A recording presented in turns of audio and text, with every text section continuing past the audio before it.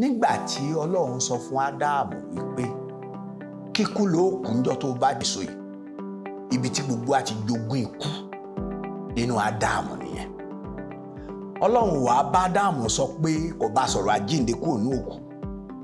Bẹ́ẹ̀ ni Ọlọ́run sì bá Ádámù sọ wípé yóò kú ikú kejì.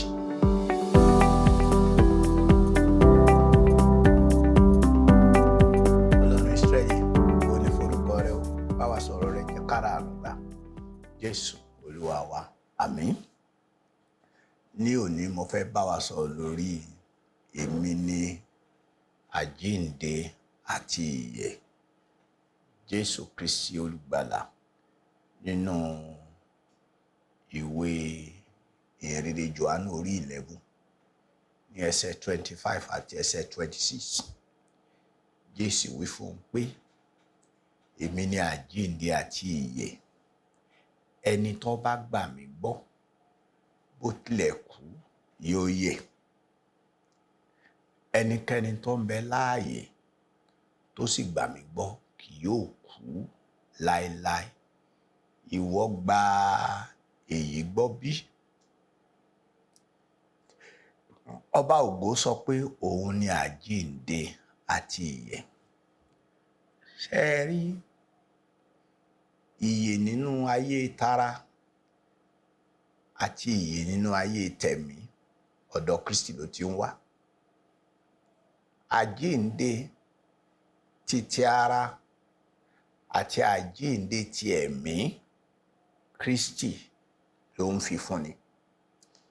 Èèyàn máa ń di alájọpín tàbí alábàápín nínú àjíǹde Kristi àti nínú ìrètí àjíǹde tí a bá ti wọnú Kristi. Tí a bá sopọ̀ mọ́ Kristi láyé yìí, a ní ní ayé àjíǹde. Ẹni tí ò sì ní ayé àjíǹde lọ́wọ́lọ́wọ́ báyìí, olúwa rẹ̀ bá kú, ikú ọ̀fọ́n ló kú. Olúwa rẹ̀ ò ní jíǹde. Nítorí pé a ní ayé àjíǹde níhìn-ín ni a fi ní ìdánilójú wípé a ó jíǹde lẹ́yìn ikú. Tí a bá wo Bíbélì fín, ìwé mímọ́ májẹ̀mú láéláé péréte ló sọ fún wa nípa àjíǹde. Àwọn wòlíì májẹ̀mú láéláé tí àwọn ń ṣiṣẹ́ lé lórí jù ó ní ọ̀rọ̀ ayé yìí fún àwọn àyànfẹ́, ìbùkún tó wà nínú ìjọba ẹgbẹ̀rún ọdún fún àwọn àyànfẹ́ Ọlọ́run. Àwọn ń retí pé Mèsáyà ń bọ̀ àti pé òun gangan ní ìrètí Ísírẹ́lì. Síbẹ̀ náà, a rí àwọn tó sọ̀rọ̀ nípa àjíǹde. Jóòbù nínú ìwé rẹ̀ ní orí 19 ní ẹsẹ̀ 25 sí ẹsẹ̀ 27. Ó ní mo mọ̀ pé olùdáǹdè mi ń bẹ láàyè àti pé lẹ́yìn ìgbà tí ara yìí bá kú, ó dá òun lójú pé òun ó rí. Ìwé Dáníẹ́lì orí 12 náà ẹsẹ̀ 2 sí ẹsẹ̀ 3. A sọ nípa àjíǹde pé àwọn kan ó jíǹde sí ìyà nípẹ̀kun, àwọn kan yóò sì jíǹde sí ìjìyà àti ìtìjú àìnípẹ̀kun. Nínú ìwé mímọ́ tí mo kà fún yín ní ìwé ìhìnrere Jòhánù orí 11, Lásárù ọ̀rẹ́ Jésù ló kú. Àwọn arábìnrin rẹ̀ wá ránṣẹ́ pé Jésù. Nígbà Jésù dé, Màtá ń sọ fún un pé pánípọ̀ wá bí ni arákùnrin mi ọ̀bá ti kú, ṣùgbọ́n dá mi lójú pé lọ́jọ́ ìkẹyìn yóò jíǹde. Ìyẹn ni pé ó yé Màtá náà pé àjíǹde ń bẹ fún àwọn àyànfẹ́ lẹ́yìn ikú. Jésù wá ń sọ fún un pé èmi làjíǹde àti ìyè. Ìtumọ̀ ni pé lọ́wọ́lọ́wọ́ tá a wà yìí, Jésù ń jí àwọn èèyàn dìde kúrò ní òkú. Ó ń ṣe àjíǹde kúrò ní òkú nínú ara, ó sì ń ṣe àjíǹde kúrò ní òkú nínú ẹ̀mí. Màtá wá ní pé mo mọ̀ pé ìwọ lọmọ Ọlọ́run alààyè. Jésù Kristi tí à ń sọ yìí, ó lé àkọ́bí nínú àwọn òkú ẹ já wo Kọ́ríńtì kínní orí 15 láti ẹsẹ̀ 20. Kọ́ríńtì kínní orí 15 ẹ já wo láti ẹsẹ̀ 20. Ǹjẹ́ nísinsìnyí Kristi jí jíǹde kúrò nínú òkú, ó sì di àkọ́bí nínú àwọn tí ó sùn. Nítorí gbà tí ó ti ṣe pé nípa ènìyàn ní ikú ti wá, nípa èèyàn náà ni àjíǹde nínú òkú sì ti wá.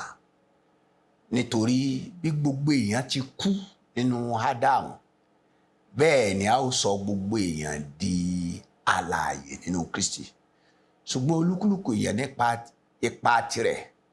Kristi àkọ́bí, lẹ́yìn èyí ni àwọn tí ń ṣe ti Kristi ní bíbọ̀ rẹ̀. Jésù Kristi ní àkọ́bí láàrin àwọn tó kú. Sẹ́rí gbogbo wa la di òkú nínú Ádámù. Nínú Kristi ńlá ti ní ìrírí àjíǹde. Òǹkálukú wa ni ó jíǹde gẹ́gẹ́ bí àṣẹ Ọlọ́run. Bí àjíǹde yóò sì ṣe rí ní ẹsẹ̀ 42 sí ẹsẹ̀ 44 ìwé Kọ́ríńtì kínní tí a kà yìí, orí 15, ó ní gẹ́gẹ́ bẹ́ẹ̀ sì ni àjíǹde òkú, a gbìn ní ìdíbàjẹ́, a sì jí dìde ní àìdíbàjẹ́. A gbìn lé àìníyè, a sì jí dìde lé ògo. A gbìn lé àìlera, a sì jí dìde lé agbára. A gbìn lé ara ìyára, a sì jí dìde ní ara ẹ̀mí. Bí ara ìyára bá ń bẹ, ara ẹ̀mí sì ń bẹ. Jésù Kristi ó ń fi dá wa lójú nínú ọ̀rọ̀ rẹ̀ pé ọ̀ranyàn ni àjíǹde ń bẹ. Nínú ìwé yẹn, ẹ jẹ́ n ka ẹsẹ̀ 45 ẹsẹ̀ 47. Ẹ̀mí mímọ́ nínú Pọ́ọ̀lù àpọ́sítélì tó ń fi hàn wá pé Ádámù méjì ní ń bẹ o.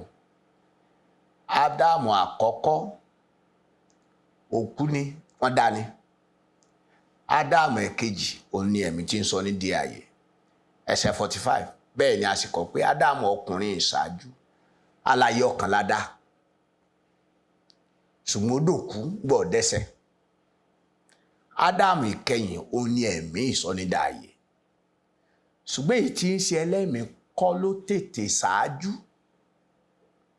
bí kò sí èyí tí ń ṣe ti ara ìyára, lẹ́yìn èyí ni tí í ṣe ti ẹlẹ́mìí. Ọkùnrin ìṣáájú ti inú erùpẹ̀ wá, ọkùnrin ìkejì Olúwa láti ọ̀run wá ni. Òun ló ń sọ pé òun làjíǹde àti ìyè. Ó ní bí ẹni erùpẹ̀ ti rí, irú bẹ́ẹ̀ sì ni àwọn tí í ṣe ti erùpẹ̀.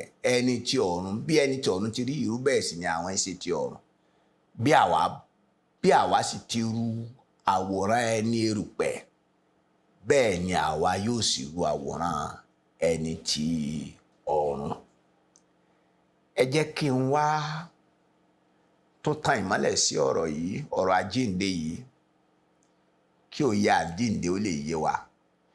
Ẹ jẹ́ á sọ àwọn oríṣi irúfẹ́ àjíǹde tí a ní nínú Bíbélì. Mo sì fẹ́ sọ 6 fún yín. Oríṣi àwọn àjíǹde tí a ní nínú Bíbélì. Àkọ́kọ́ ni àjíǹde kúrò nínú òkú, tí a dá ẹni tó kú padà tá a sọ di alààyè ní ojú táyé. Sísọ òkú dálààyè ní ojú táyé. Nígbà tán pé Jésù wá síbi òkú Lásárù, wọ́n ti sin, ó ti rùn. Ọba ògo wá láti jí Lásárù dìde, kó dá padà sínú ayé yìí, kẹ́mi rẹ̀ ó lè gùn, kó lè tún bùtá díẹ̀ sí kó tó kú.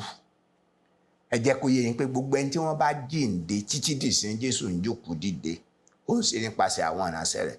Tó bá jẹ́ kó yé yín pé gbogbo ẹni tó bá kú nísìnyí, tí wọ́n bá jí padà sáyé, tán bò ní ẹ̀mí gígùn, kẹ́tùn gbà pé ẹni yẹn yóò tún pàpà kú. Ṣé rí nínú ìwé mímọ́, a ní àwọn èèyàn bíi 8 tí wọ́n jí dìde nínú Bíbélì. Àkọ́kọ́ ni ọmọbìnrin opó ará Sáréfátì, Èlíjà dìde nínú àwẹ̀ àwọn ọba orí 17 àwọn ọba kìíní. Ìkejì, Èlísà náà jí ọmọ obìnrin ọlọ́lá ará Súnémù, ó jí dìde kúrò ní òkú, ó sọ ọmọ yẹn dá láàyè lẹ́ẹ̀kan sí. Àwọn ọba kejì orí 4 ẹsẹ̀ 32 sí ẹsẹ̀ 35. A tún kà wípé egungun Èlísà ìránṣẹ́ Ọlọ́run nínú bòjì rẹ̀, ó jí ọkùnrin kan tá a mọ̀ orúkọ rẹ̀, ó jí dìde. Nínú ìwé àwọn ọba kejì orí 13 ẹsẹ̀ 20 àti ẹsẹ̀ 21. Jésù jí ọmọ Jáírù dìde, ọmọbìnrin Jáírù. Ìkarùn, Jésù tún jí ọmọbìnrin opó ará Náínì dìde. Ìkẹfà, ó jí Lásárù ará Bẹ́tánì dìde, ibi tá a kà yìí ìwé Jòhánù orí 11. Nígbà Jésù gan wá jíǹde ní ìgboro Jerusalem ní ọjọ́ wọn ni,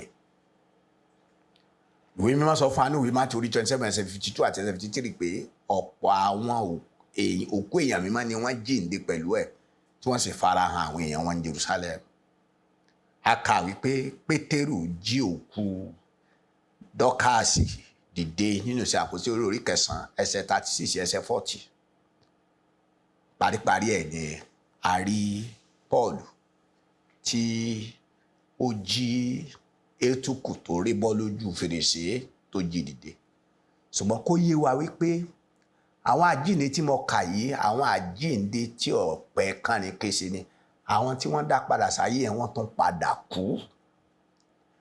Ìkejì, a ní àjíǹde gbogbo ayé. Ní Kọ́ríńtì kìíní orí 15 ní ẹsẹ̀ 22. Ẹ gbọ́ ọ̀rọ̀ Ọlọ́run. Kọ́ríńtì kìíní orí 15 ẹsẹ̀, torí gbogbo èèyàn ti kú nínú Ádámù, bẹ́ẹ̀ ni a ó sọ gbogbo èèyàn di alààyè nínú gbogbo èèyàn, àjíǹde gbogbogbò.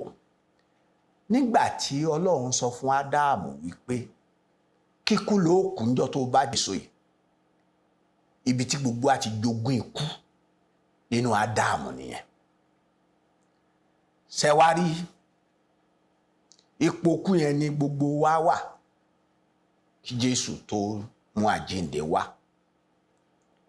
Ọlọ́run wá bá Ádámù sọ pé kò bá sọ̀rọ̀ àjíǹde kúrò ní òkú. Bẹ́ẹ̀ ni Ọlọ́run sì bá Ádámù sọ wípé yóò kú ikú kejì. Kristi Jésù ló mú àjíǹde wá. Gbogbo èèyàn ni ó jíǹde. Ẹni rere lolúwa ẹni àtẹni ibi. Olódodo ni àtèèyàn kà. Ẹni mímọ́ àtàláìmọ́, gbogbo wa ni Jésù ti mú àjíǹde wá fún.